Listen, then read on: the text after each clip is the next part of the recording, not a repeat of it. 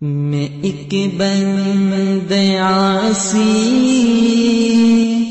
ہوں، خطا کار ہوں مولا۔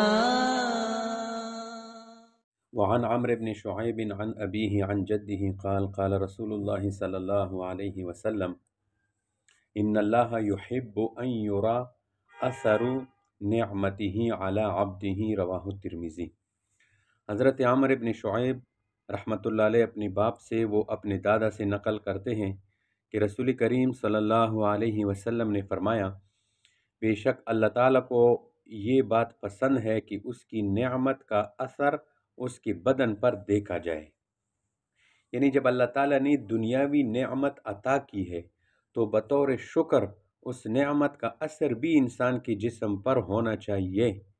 اس کی صورت یہ ہوتی ہے کہ جہاں استطاعت ہو تو اچھی لباس کے ذریعے سے اللہ کی نعمت کا عملی شکر ادا کرنا چاہیے، اچھا کپڑا، اچھا جوتا، اور جہاں طاقت نہ ہو تو وہاں سادگی کا مظاہرہ کرنا چاہیے، اور پھر جہاں تنگی ہو، بالکل تنگی ہے، تو قرض لے کر تکلف کے ساتھ لباس کا مظاہرہ، مفاخرہ، یہ سخت گناہ کا کام ہے، یہ پھر منع ہے۔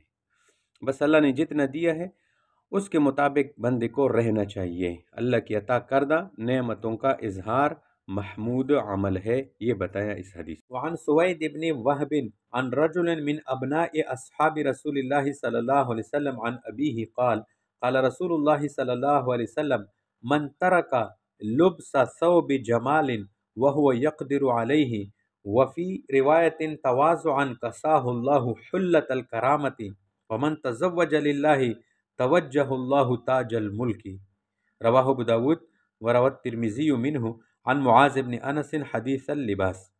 حضرت سوید ابن وہب نبی کریم صلی اللہ علیہ وسلم کے ایک صحابی کے بیٹے سے، اور وہ اپنے باپ سے روایت کرتے ہیں کہ رسول کریم صلی اللہ علیہ وسلم نے فرمایا، جو شخص زیب اور زینت کے لباس کو پہننا چھوڑ دے باوجود یہ کہ وہ اس کے پہننے کے استطاعت اور حیثیت رکھتا ہے، اور ایک روایت میں تواضعاً کا لفظ بھی آیا ہے، یعنی جو شخص زہد اور تواضع اور کسر نفسی کے سبب زیب اور زینت کا لباس پہننا چھوڑ دے، اس کو اللہ تعالیٰ عزت اور عظمت کا جوڑا پہنائے گا، یعنی اللہ تعالیٰ اس کو جنت کا لباس عطا کرے گا جو اس کے رفعت اور عظمت کا باعث ہوگا، یا یہ کہ اللہ تعالیٰ اس کو دنیا اور آخرت دونوں جگہ عزت اور عظمت عطا کرے گا، جیسا کہ فرمایا گیا ہے کہ جو شخص عاجزی اختیار کرتا ہے اللہ تعالیٰ اس کو بلند مرتبہ عطا کرتا ہے، اور جو شخص اللہ تعالیٰ کی خوشنودی کے لیے نکاح کرے اس کو اللہ تعالیٰ بادشاہت کا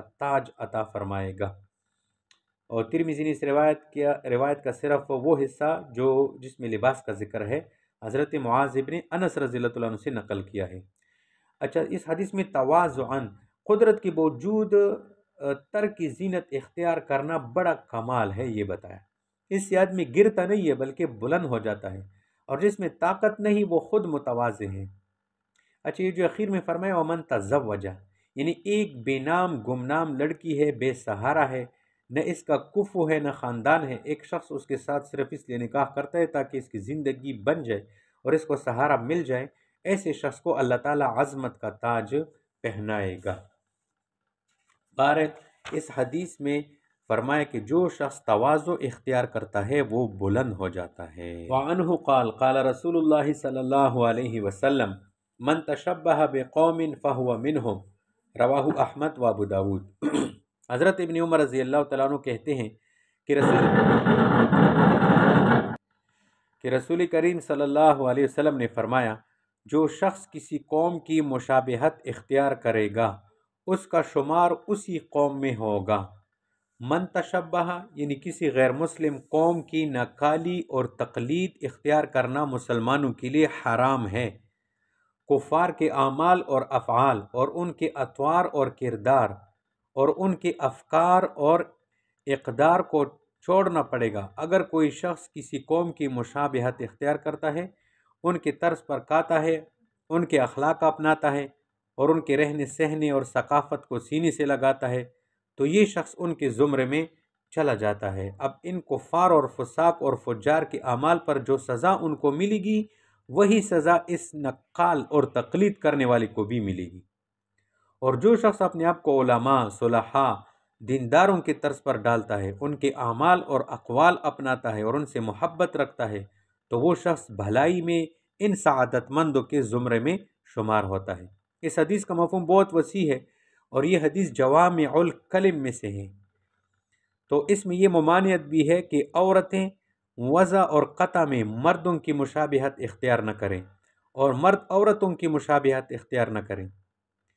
اچھا، البتہ اتنی بات بھی یاد رکھنے کی ہے کہ غیر مسلموں سے مشابہت اختیار کرنے کی جو ممانعت ہے وہ ان کے خصوصی امتیازی شعار کے اپنانے میں ہے۔ عام حالت میں انسانوں کا عمل دخل تو ایک دوسرے کے مشابہ ہوتا ہے، مثلا داڑھی منڈانا، کوٹ پتلون، ٹائی لگانا، صلیب کی تصویر جگہ جگہ لٹکانا، یہ یہود نصارہ کے خصوصی علامات ہیں۔ ماتھے پر قشقہ لگانا وغیرہ یہ ہندوؤں کی خصوصی علامت ہے۔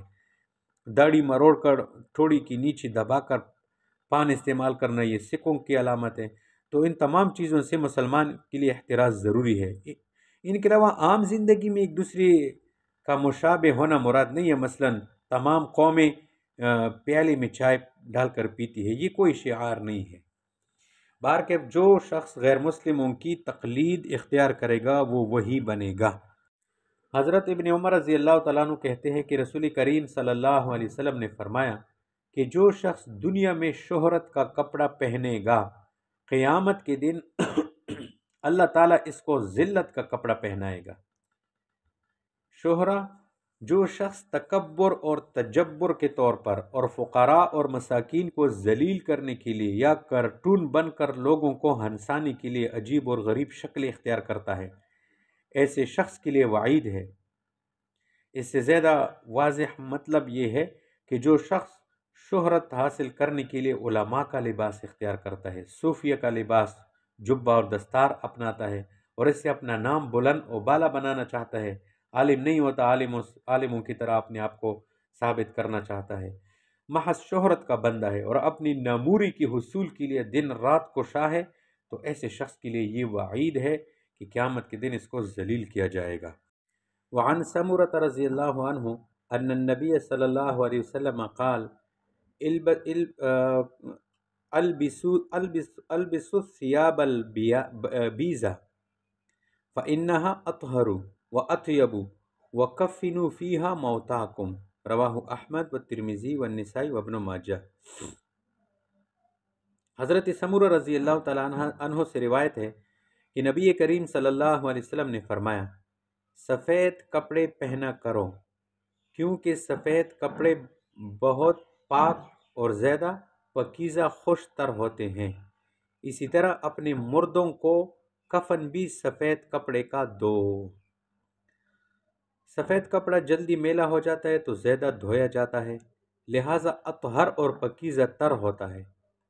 کالا کپڑا مہینہ بھر نہیں دھویا جاتا، میلا کچیلا ہوتا ہے مگر میل کا پتہ نہیں چلتا، تو استعمال ہوتا رہتا ہے۔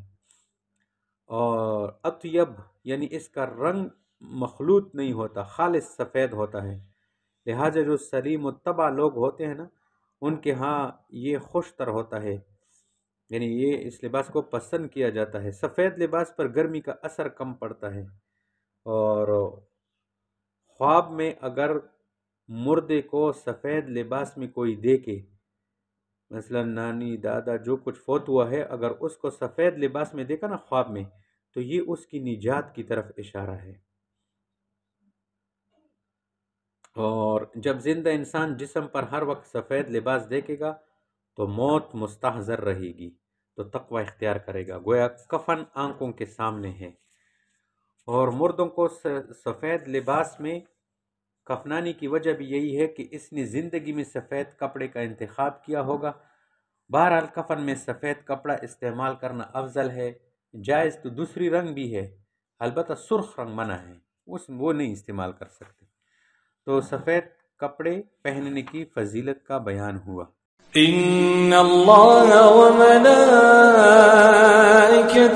یصلون علی النبی یا ایها الذین آمنوا صلوا علیہ وسلموا تسلیما۔